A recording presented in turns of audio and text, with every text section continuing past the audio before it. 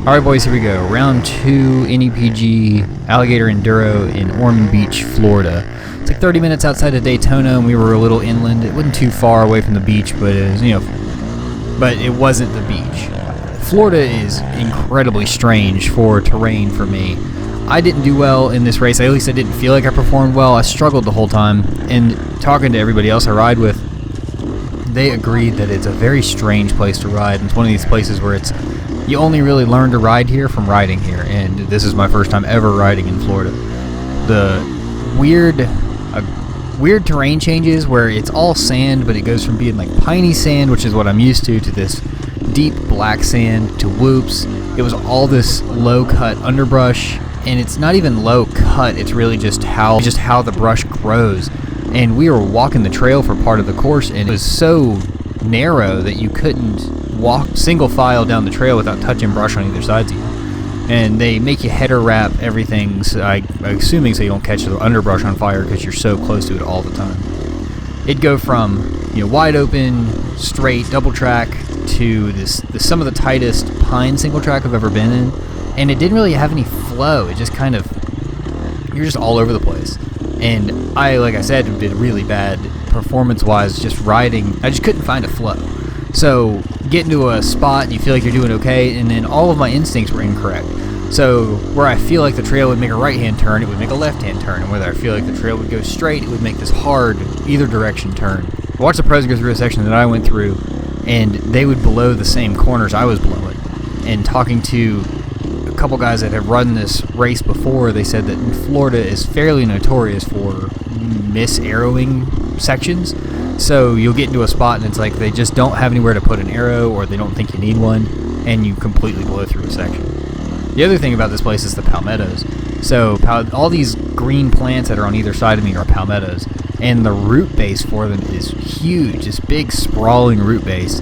And the way they would clear these is they would just cut the top of them off, and it would be this weird, sharp root. And it felt kind of like riding rocks, where it would deflect real aggressively, but it was also very, very slick, so kind of like while riding sharp, wet rocks. And it was a very strange thing to try and get used to. And you can see in that section how narrow the brush really was. And I've always complained about not being able to do well in clear-cut sections, and I think that may have been part of the mental game I was playing with myself during this race, is that I just couldn't get underneath the idea that this underbrush isn't something like, it's not clear-cut, it's just how the trail looks here. And for whatever reason, I just couldn't. I pushed harder and longer than I usually do, but got kind of discouraged because I felt like I was just doing so poorly while I was riding. The sections of the trail were very, very short. There wasn't any very long, 10-mile sections or 10-mile tests. Everything seemed to be, it was 5 to 7 miles. A, B, Pro all ran all 6 tests. And C and a couple of the older classes got to run 5 tests. Because I think it's just because of how short everything was. Watching some of the pros come through this stuff, and then you see how, I guess they get the time to go down and train, and they're riding, more seat time, all that good stuff. But they really manage this odd terrain really, really well. It's really impressive to watch.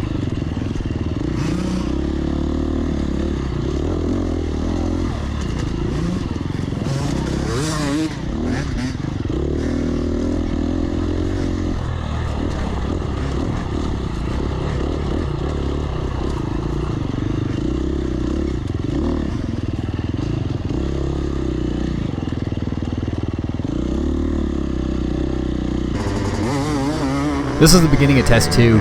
It was this weird sand flat track turn course out in the part of a field. It was really cool. It was really pretty fast, but more to my poor performance at this ride, I wasn't doing stellar out here, so I cut this section a little short. During test 6, they re-ran part of test 2, which was what that is, and instead of running the palmettos like they did, I kind of wish they would have rerun the flat track instead, because then it would have had a good rut line and everything in it. Probably would have been a lot more fun to have everybody run through again instead of the section you'll see they run twice.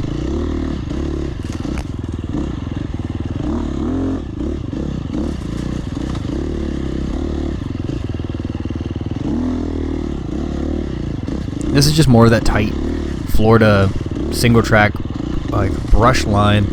And talking to everybody I travel with that was running this race, and Josh was on my line with me, everybody blew that corner and ended up in that black pit. And the palmettos are so weird and thick that once you're in them, it's almost impossible to get out.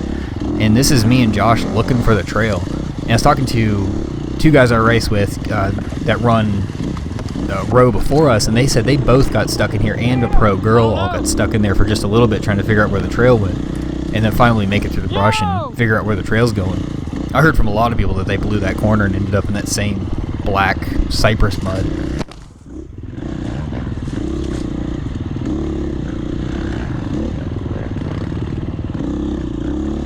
You see what I'm saying about this super tight single track?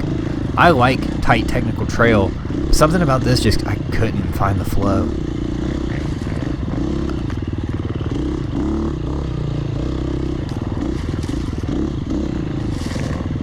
Just struggle busting so hard. And look how thick it is. Like, how are you supposed to ride that with a palmetto bush, with a palmetto leaf on your goggles right in front of your face the whole time? This section, I called it Palmetto Hell.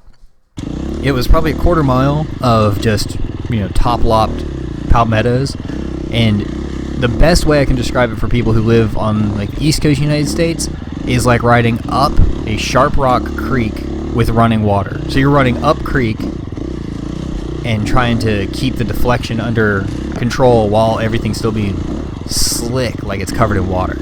And so you just bounce all over the place and slide, and it was all about momentum. You had to just keep going and aim for the V, so you had to be aware of what you're looking at and be able to see these palmettos enough to hit them in the right place where they weren't going to deflect you, which for somebody who's never ridden them is very, very difficult. And the brush to either side of me, so I'm in like row 21, which is right near some of the pro guys who are starting there and some of the AA guys. So I knew I was going to get past. So with how tight the brush was, trying to figure out where to let people past you when they got up on you was a struggle also. And you'll see up here I get off trail trying to get somebody to let me, I'm trying to let somebody by safely and end up wrapped up in a vine and in a palmetto, and it loses me a couple seconds trying to pull my bike free. So you can see how much here I am in the bush, and then watch this vine just on my bike. Like, it just doesn't look like anything, and then you're just so deep in it you can't get out.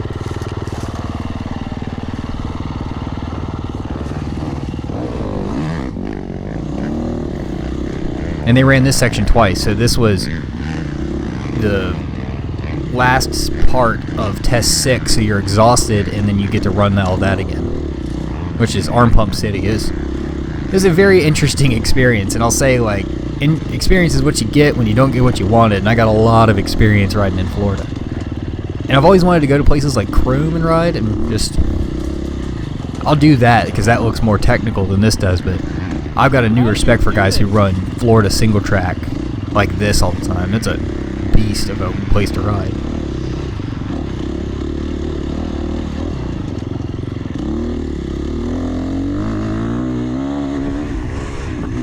So I'd gotten some advice previously about open sections, and in one of my videos, I think it was my last video, a guy said, run the open sections like you're drag racing. Every straight section needs to be a drag race. And so I tried to treat this race kind of like that. Even though I wasn't having the best performance, I didn't want to just, get discouraged and back way off, and then I'm like, oh man, I'm just not doing well, I might as well just give up. I don't want to do that, so I still tried to push in all the straights, in the wide open sections I could, in the places I could find flow, ride like I know how to ride. And Josh, who's in front of me in this part of the video, this is test 6, rode really, really well, incredibly well. And usually in these enduros, pecking order on the row, I end up in front of him. In this race, in the last 3 tests, I just let him go in front of me. He was having such a killer ride that it made sense to just let him go. And you can see just how nondescript some of the trail is, and then you go into older style trail. Just not my race. I will say it was a lot of fun. I'm looking forward to round 3 in Louisiana. I think Virginia got canceled, so we're doing Alabama now, which is kind of interesting. I'm just ready to get moving and keep on riding and progressing. I'm still trying to figure out that, Vet B, 30B pace. This is only my second B race. Ended up in 11th out of 20. So mid-pack B. Not terrible in a national event, but not where I want to be. I feel like I'm faster than that. You can just see how gnarly some of this trail is. It's just so strange. So much stranger than what I'm used to riding, and I like garbage, hard trails.